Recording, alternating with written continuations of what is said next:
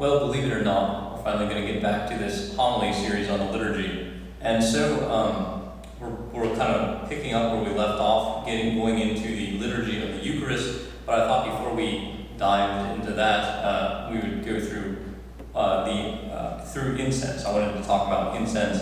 I thought today would be an appropriate day since Thursday is the only day that we use incense all week, pretty much. So I'm going to go through a little bit of the theology today, and then Saturday I'll finish up with some of the practical times when we use it. So incense, one of the really wonderful and kind of signature traditions of the Catholic Church is the use of incense. And it really reminds us how the liturgy is very sacramental, that we are composed of body and soul. And so God uses sensible signs to give us grace. These are the sacraments. And the Church models her sacramentals off of them. And so we use in the liturgy incense, where the rising of the smoke, the sweet smell of the incense draws us into the mystery of God's presence, of God's grace.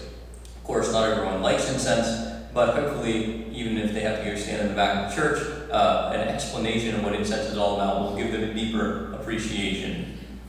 Now, what are well, first of all, we inherited incense from our Jewish roots, of course, as part of worshiping God in the tabernacle in the desert, and then also in the temple. Once the nation of Israel is founded, God dictates that incense be used. This is what he tells Moses in Exodus. He says, "You shall make an altar to burn incense upon, and Aaron shall burn fragrant incense on it.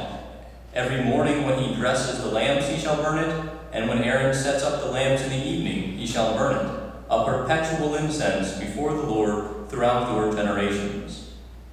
So the function of incense, it has several different functions, but first of all, it shows worship to God and honor to sacred things. We hear about worship in this line from the prophet Malachi. He says, "From the rising of the sun to its setting, my name is great among the nations, and in every place incense is offered to my name, and a pure offering. For my name is great among the nations, says the Lord of hosts." And so just as the use of incense in the Old Testament is a type, a foreshadowing of how we still use incense today in worshiping God in Holy Mass, really this line from Malachi points out the Mass itself is being typologically foreshadowed here, because it is the Mass, which is that great offering made among the nations, not among the Jewish people, but among all the Gentile people who have been brought in to the Jewish inheritance, so to speak. And so the use of incense as part of that great offering is significant. Then also, incense highlights the mystery of God's presence. Again, in Leviticus, God gives instructions for the high priest, and he says, "He shall take a censer full of coals of fire from the altar before the Lord, and 2 handfuls of sweet incense beaten small, and he shall bring it within the veil, and put the incense on the fire before the Lord." Now, why is he doing all this? "That the cloud of the incense may cover the mercy seat which is upon the testimony, lest he die." Because, of course, to see God face to face meant death, because God was so powerful, so beyond our understanding. And so, even today, the use of incense reminds us of the great mystery of God, his great holiness, and that we are not really able to see him face to face yet.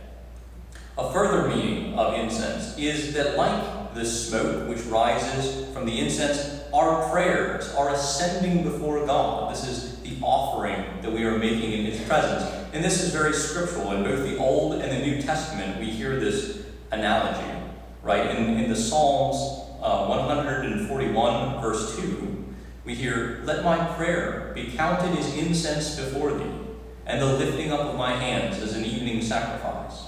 Then in the book of Revelations, the great kind of book about the liturgy, we hear in 5:8, "The 4 living creatures and the 24 elders fell down before the Lamb, each holding a harp, and with golden bowls full of incense, which are the prayers of the saints." And then again in chapter 8, verse 3 and 4, we hear, "And another angel came and stood at the altar with a golden censer, And he was given much incense to mingle with the prayers of all the saints upon the golden altar before the throne.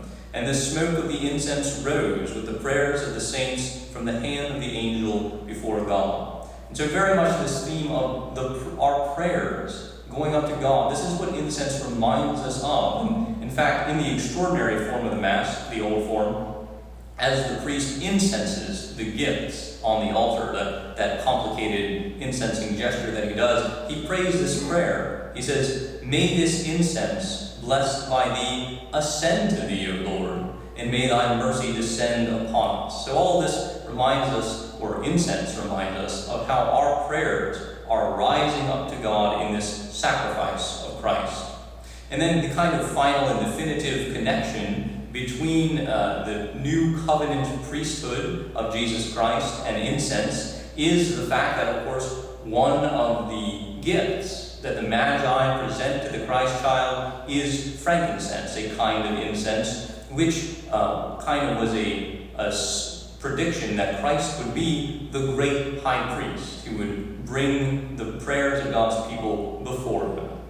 And so as we continue this Holy Mass, let us allow our prayers to rise up before God like incense, and may his mercy come down upon us and bless us throughout this day.